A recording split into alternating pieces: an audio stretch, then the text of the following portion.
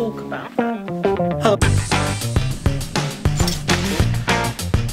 It's quite potent.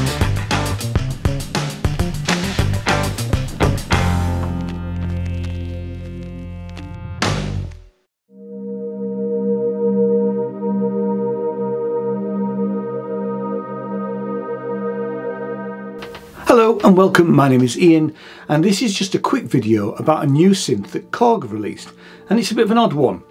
We have a limited edition Minilogue Bass. We have a delivery date and a guide price, but we'll get onto that in a minute.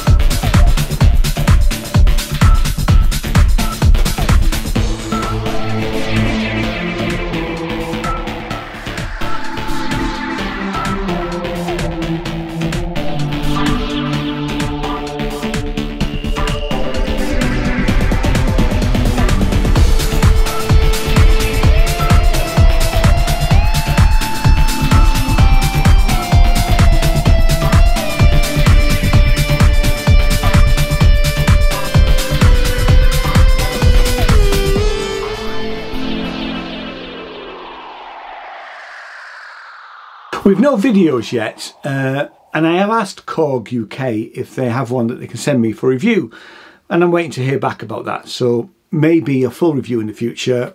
Let's keep our fingers crossed. But there may be other YouTube reviewers out there who have got the pre-production Minilogue Bass. I have to say, I'm never keen to get a pre-production model for review, because when I think back to the last one I did, which was the Korg 700 FS that I reviewed, it was a very different beast regarding the software side when the production synth finally arrived. We do have a lot of images of the Minilogue Bass and a spec sheet, but I have to say it has at least one baffling element, which you may be able to help me resolve. So, the Minilogue Bass is an analog synth that has an unusual dark liquid design front panel with red and black inverted keys. The keyboard is a 37 full-size key, but there's slim keys that Korg are known for now, and it is velocity sensitive. As I said, it is limited edition and it is based on the iconic Minilogue.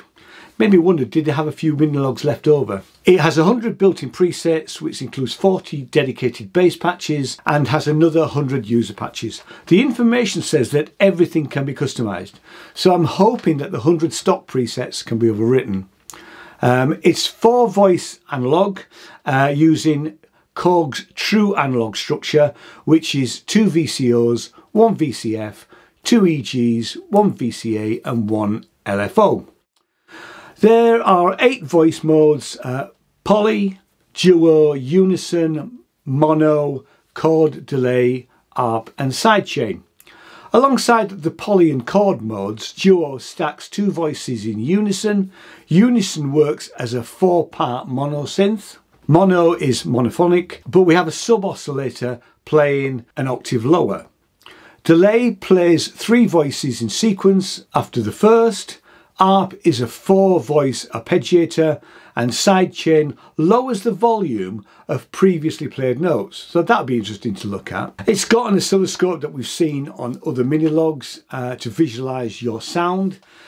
I have to say, I've never been, I mean, I think the oscilloscope looks nice, but really for me it's too small for to be of any real use.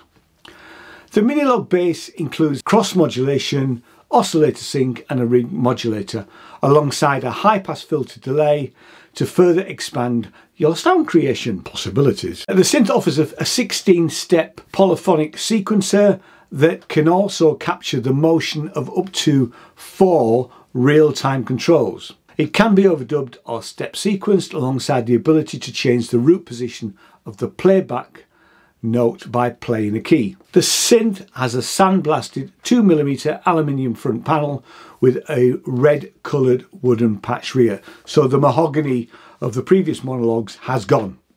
been painted red, I guess. The build quality seems excellent, with metal shaft centre mounted potentiometers and rubber coated knobs, so the knobs aren't going to fall off at a gig. Alongside the MIDI and USB connections, Minilogue Bass has a sync connector so you can sync it to other equipment like Volcas, Electribes or other sequencers. There is a sound librarian available which will allow you to organise the programs inside the synth, and you can also save the entire library to a computer, and even gives you the ability to load any existing Minilogue patches alongside factory bonus libraries from Korg. And when we look at the specification, which I'll put up in a minute so that you can freeze frame it, I was amazed to see that the synth has a stereo headphone out, but only a mono 6.3mm jack. So it's a 4-note polyphonic mono synth, which I have to say is an odd choice unless I'm missing something. Now, I have to say I'm not big on bass synths. I do have a Roland TB3 clone, which we won't go into, which I use from time to time in the studio, but most synths can produce great bass sounds anyway, so for me, I don't think you need to have a dedicated bass synth.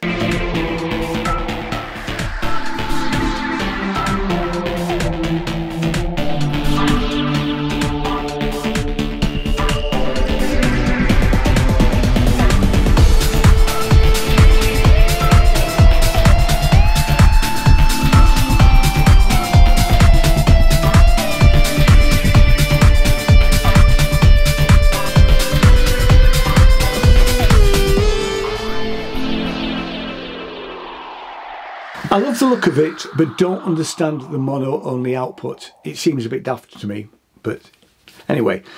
So thanks so much for watching. If you like what I do, hit the subscribe button and ding that bell if you want to be notified when I put up new videos. I hope you found this useful, and I'll see you next time. Cheers now. Bye-bye.